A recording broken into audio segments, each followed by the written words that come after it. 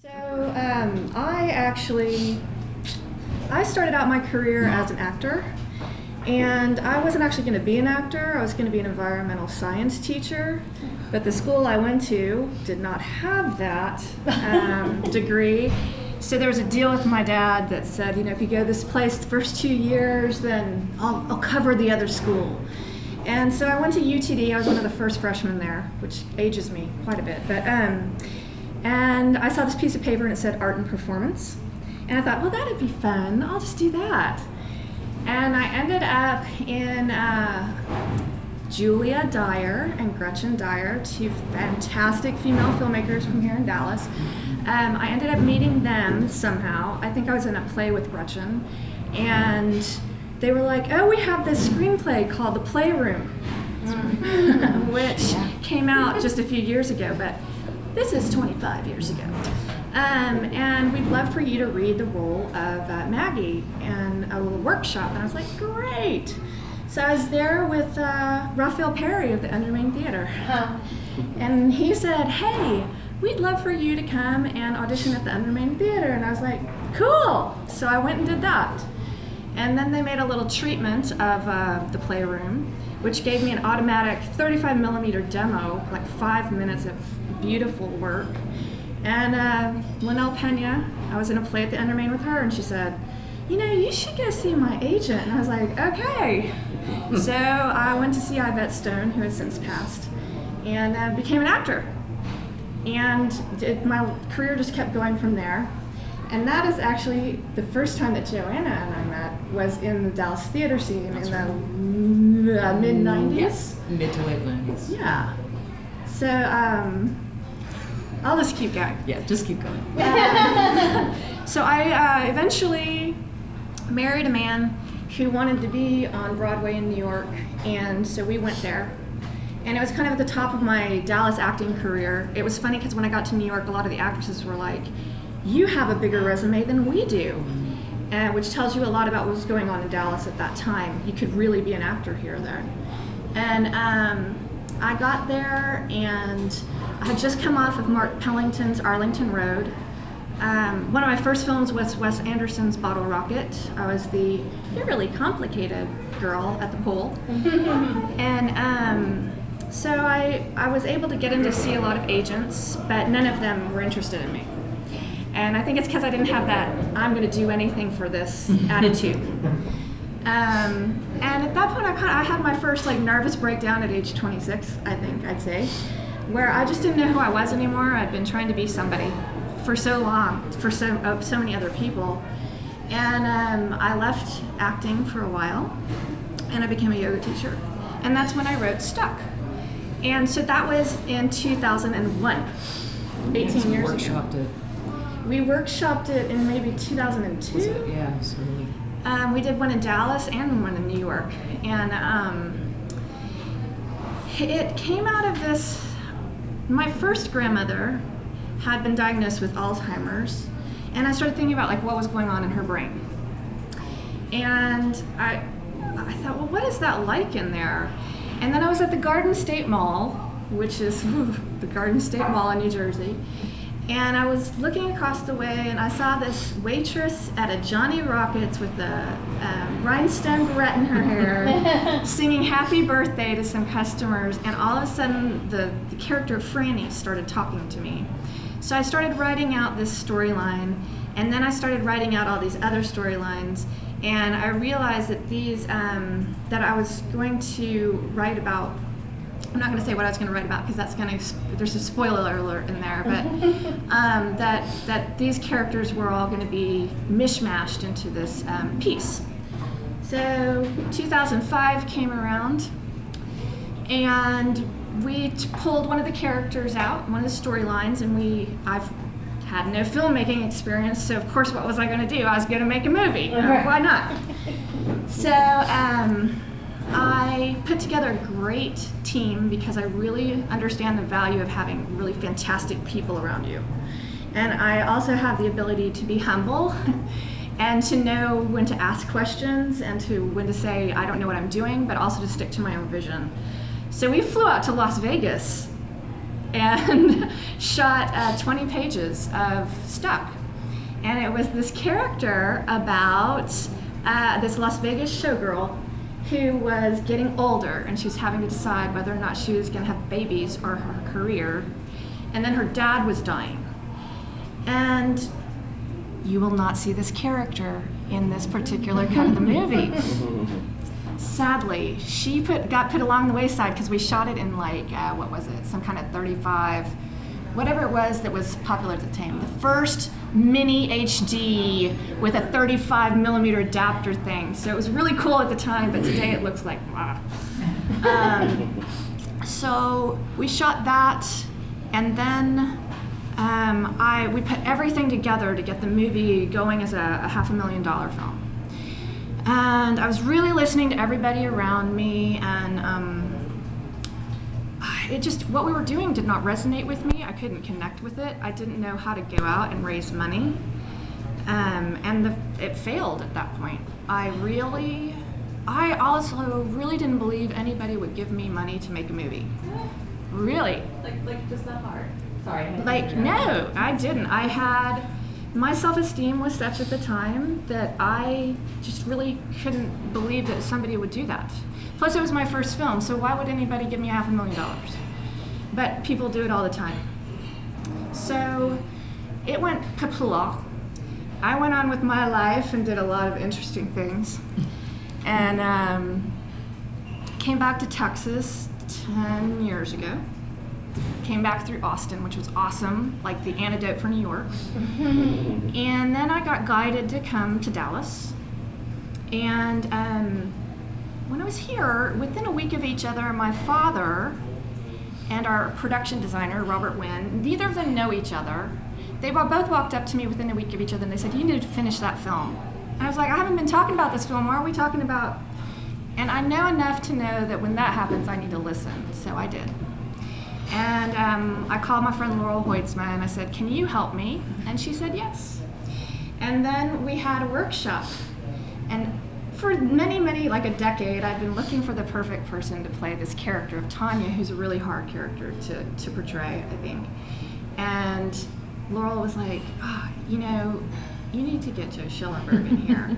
I was like, okay, that's cool. And I nearly cried when I saw her performance. I was like, this is the right person. So that was back in 2015 that Joanna came on. We did we did a reading. I found some more actors. Some really good actors. Oh my God, so many great actors, all Dallas. Everybody but one person is from Dallas in our movie. Awesome. It's amazing.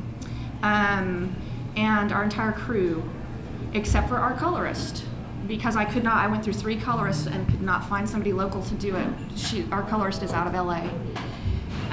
Everybody's Dallas except for her and Matt and Jenny. Jenny, who's one of the lead characters. So, yeah, 2015. Whew. I had started learning that I could raise money for other people. I had been working with Shakespeare Dallas and they discovered I could write grants, and I was like, well, that's cool. And I started raising money for them and doing North Texas Giving Day campaigns, and I thought, well, if I can do that for them, why can't I do that for me? And suddenly I'd been doing a lot of personal growth work, and I suddenly started going, oh, maybe I do have some value and worth, and I could do this. So we did our first Kickstarter campaign in December 2015, and our goal was $9,000, and I think we raised 10. And that was to get to the next campaign. So then we ran a Hatch Fund campaign.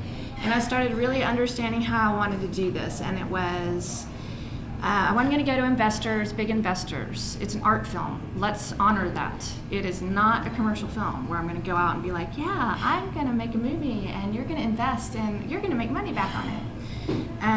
This was going to be a grassroots effort, and I was going to steward everybody in our company and in our backers, our financial backers, as if it was a theater company. Because I think in film, you get together and you make a movie, and then you walk away and you might never see each other again.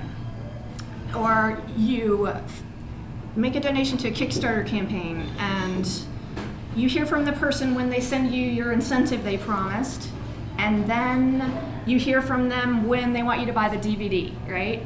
And I was like, no, I'm going to steward these people. We're going to create a community. So from the very first post I made, we started a community. And I send out monthly newsletters to everybody about what's going on.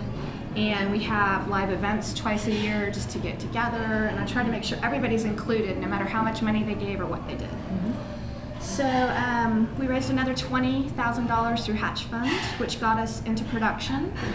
It took us 4 months to produce. It was a 20-day shoot.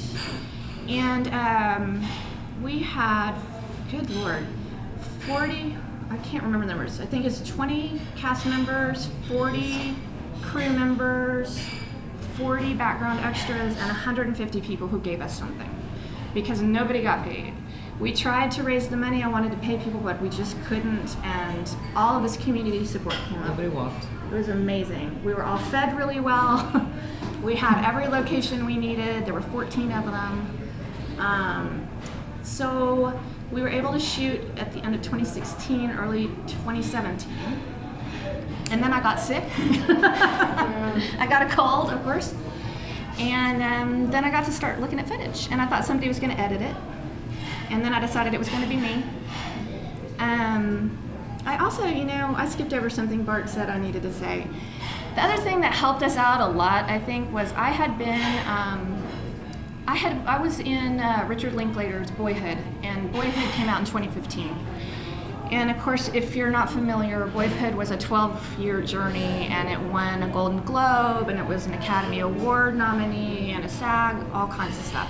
So I had a really good role in that, and you could remember my face, people would remember me. So I think that helped us a lot in being able to present somebody who had made a movie, a full-length movie. I had made shorts, I'd done other things, but I had not made a feature. So we had just a great community that helped us out. So 2017, we finished shooting, and I started editing, and it took me a whole year to do it. Then in 2018, I brought Bruce Richardson on as our score and sound designer and mixer, and we've worked on it for a year now. And we finally found a colorist late last year, thank God, which has changed the whole thing. So it's just been it's a micro-budget film, it's an auteur film, and it's always about committing to my vision, knowing things have to change all the time, and being willing to let them change, knowing that I have a higher power that's my co-producer that is always going to find us something, even when I'm freaking out, and just having a beautiful community of people that have gathered around it. So thank you, Joanna, and thank you, Dallas Video Festival. I couldn't believe when I sent an invitation. We just did a test screening last week. And I sent an invitation to Bart saying, hey, do you want to come? And he responded, do you want to screen at the festival? And I was like, well, I don't think we're ready yet, but could we do it as a work in progress? And when he said yes, I thought, oh, wow, what a gift. I'm just so, thank you, Raquel, thank you, all of you, and Deb for putting together the Blu-ray. And I haven't really talked about what the movie's about, but that's okay. Well, not yet. Not yet. Yeah, how do you follow that? Jeez. My story is far less interesting. I was born into a theater family, so I've been acting since the age of 3, and I'm not telling you how old I am. But I've worked in film and stage for over 35 years, and professionally. And I came to Dallas in 1994 because my father, who was also an actor, came down here and said, oh, there's a great theater community, there's a great film growing community, come on down. And I started working right away and ran into you pretty soon. I think it was 96 or 97 that we met. Mm-hmm. My career has taken me back and forth to Canada and back to Dallas. And when I was approached by Jenni, it was kind of a bizarre, I think it was at Shakespeare, that you were in no, it was before that. Anyway, it doesn't matter. That she said, there's this really, it's a labor of love, and it's a really unique story, and it's something that I think I'd like you to be a part of. And I read the script, and I'm not going to talk too much about specifically what it's about, except to the fact that we all live with memories. We all live with pieces of our lives. and the story and the manner in which it's been filmed is so clear about how our brains work and how we see our lives as we keep going or when we're coming to different points in our lives.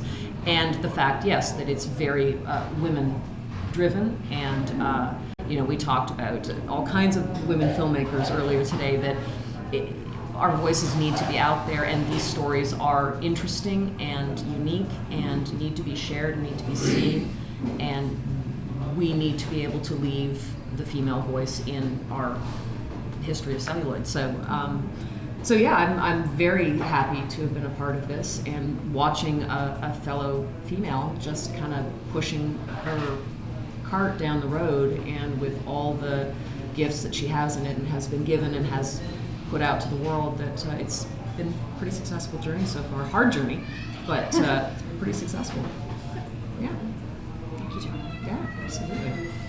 Questions? Any more you want to say about the actual film? So, what is the film about? Well, basically it's about what it's like to lose your mind, whether it's through Alzheimer's disease, addiction, or trying to control someone else's disease. And it's about like what it's like being stuck and not being able to move forward in your life. And the film really reflects the way I put the film together and constructed the stories. It really reflects what it's like to lose your mind. And I can go into storylines, whatever you guys want. I don't know how many people have seen it, or... So, with the... I just watched it last night. I emailed her or texted her right after. I was like, oh my God. But I love the way that it is such a mystery. It is such a mystery, the way that you're going through, and it's like, okay, who's that? Okay, oh wait, we saw her, and and that sort of thing. What for you was that thread going through it? What was that like to create? I mean, because obviously I'm sure you didn't film it all at once. How long did it take you to film? We did it in 4 phases, so Okay. it was 1 week at a time for the first 2 months, and then we crammed the last 2 together so we could get done. So Right. yeah, it was over a Right. period of 4 months. So pulling that thread through this mystery, where I mean, did it change along the way? Did it stay the same? How did it morph in actually making the film? Because life has a way of changing, and your plans go, plan B, C, D, E, F. So I can give an example of that, of how things changed, because I think that's important for independent, ultra-low, micro-budget filmmakers to understand.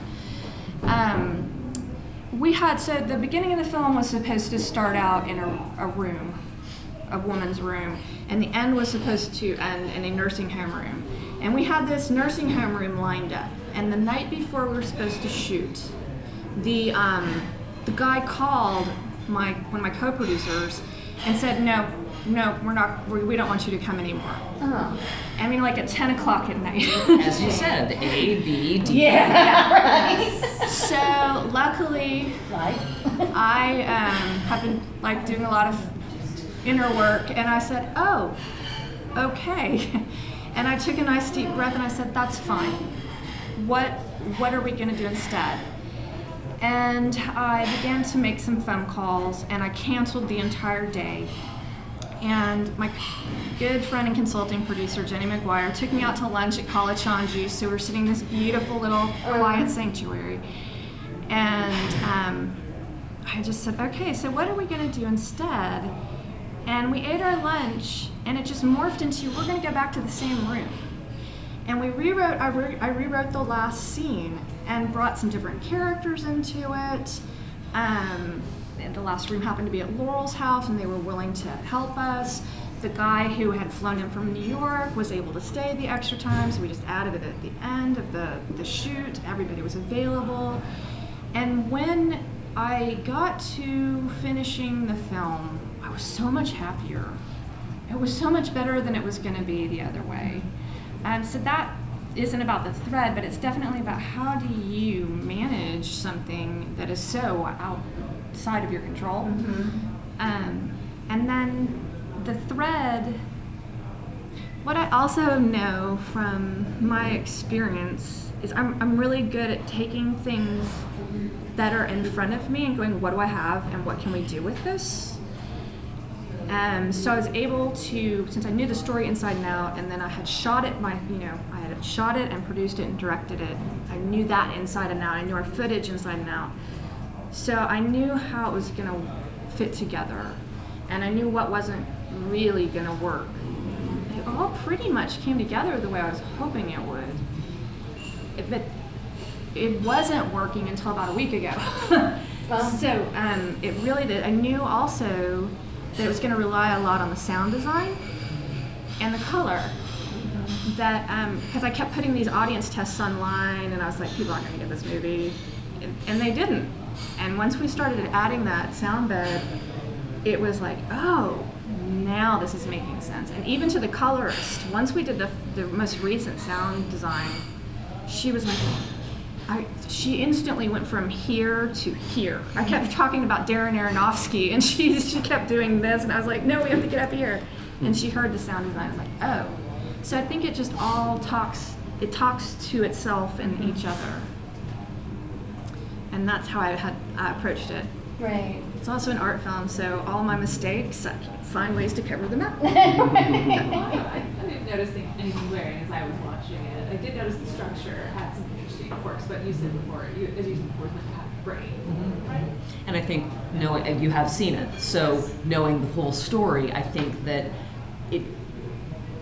watching it the other night, even taking myself out of the picture itself and just trying to watch the whole, it jarred me for the first few minutes, and then again, I kind of like just let go and was able to follow the rhythm of this, and then of course getting the payoff at the end when, oh, this all makes sense now.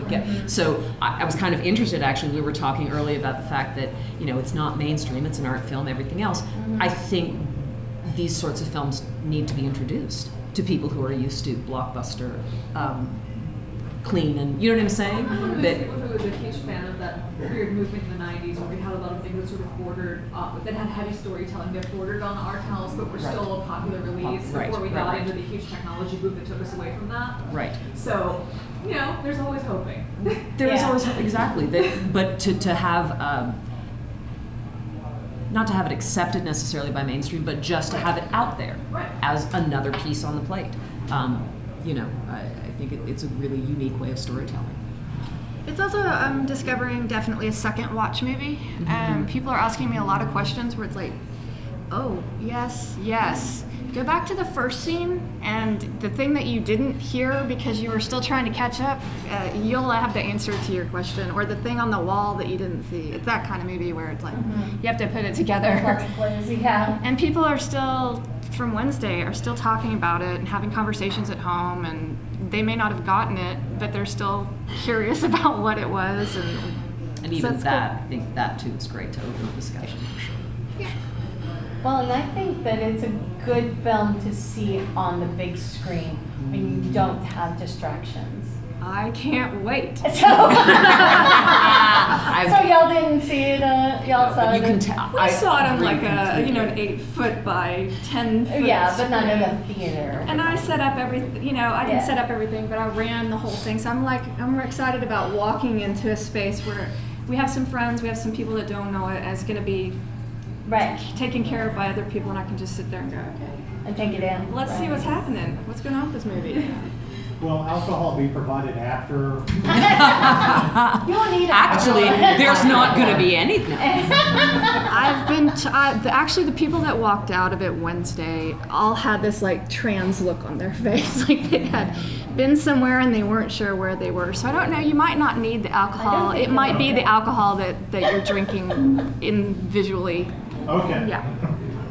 But I'm totally up for a cocktail party afterwards. Absolutely. I was gonna say that I'm like halfway through it, so I haven't finished it yet. But now that we're talking about it so much more. I can't wait to go home and finish it.